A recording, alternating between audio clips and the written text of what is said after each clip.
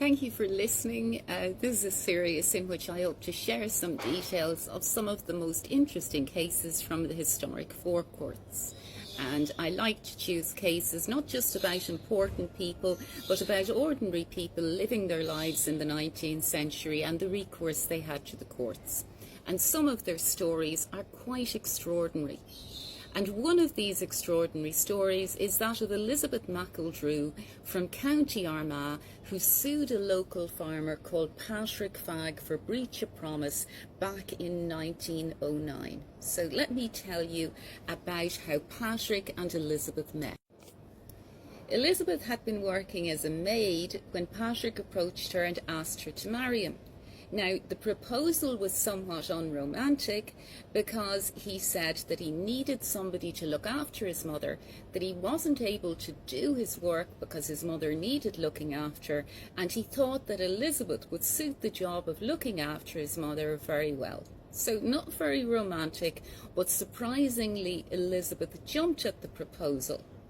And the two of them went off to Dundalk to buy the rings.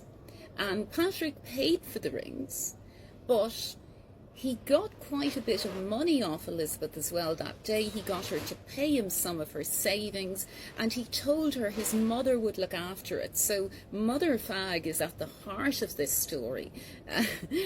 How is she influencing the situation? Because she keeps coming into it. But in any event, they had the rings now, and a wedding date was set. So what happened on the wedding day? So on the wedding day, Elizabeth was all dressed up. She was waiting at her cousin's house for the carriage to come and take her to the church to marry Patrick. And the carriage did come, but it couldn't proceed to the church because Patrick hadn't arrived. And the carriage waited for 6 hours and still no Patrick had arrived. So what happened then was that all the guests went home, and Elizabeth must have been terribly upset and terribly distressed and wondering what had happened.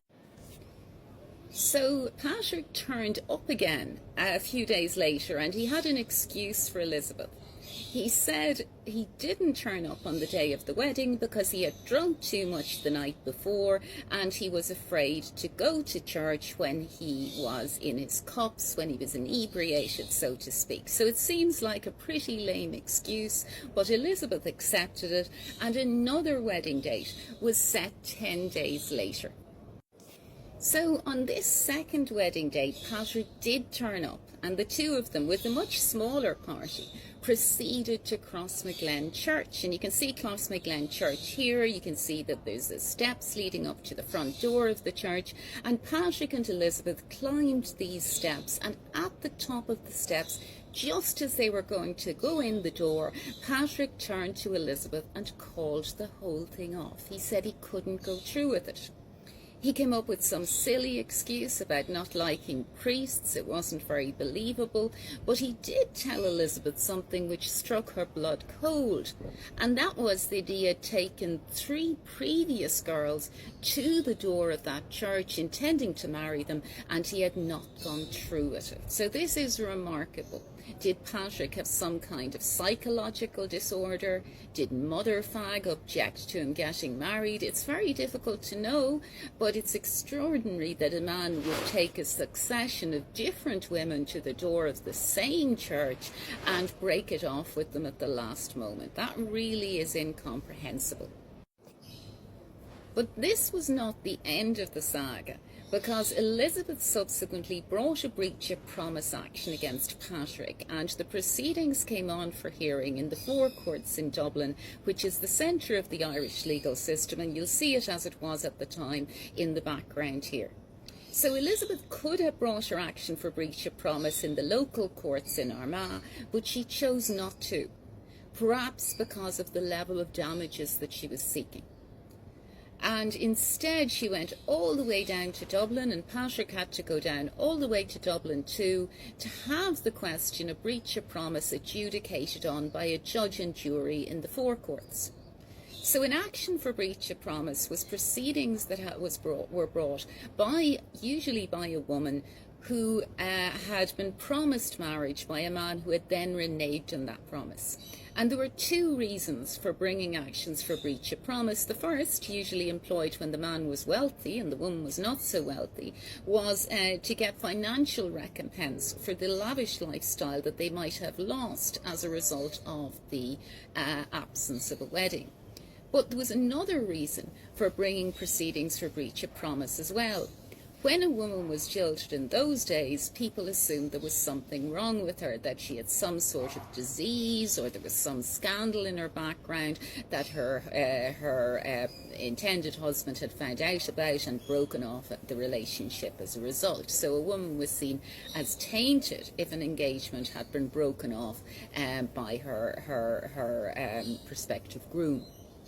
And the other motivation for bringing proceedings for breach of promise was so that the woman could restore her reputation, because if she succeeded in an action for breach of promise, that was because there was no basis for the man having broken off at the relationship. So he was the wrongdoer, and she could walk along again with her head held high and still be in the marriage market for a future groom. So these cases were heard before both a judge and a jury. The role of the judge was to instruct the jury on matters of law, but he also, in his summing up at the end of the case, before the jury went out to decide, he would give an opinion on matters of fact. And the judge in this case was Mr. Justice Kenny. You can see a portrait of him here. And Mr. Justice Kenny didn't like Patrick at all. He said that he was a blackguard and that Elizabeth was better off without him.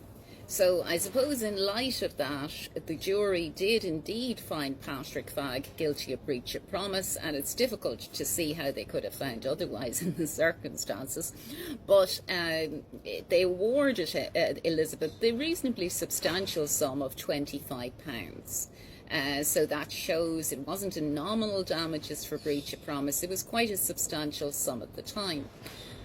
However, a damages award is really only worth something if the person you get the award against is in a position to pay it. And I don't know if Patrick Fagg's financial circumstances were such that Elizabeth ever got her £25. But what she did get was her restored reputation, because, as I say, that was the other motivation of bringing a breach of promise action.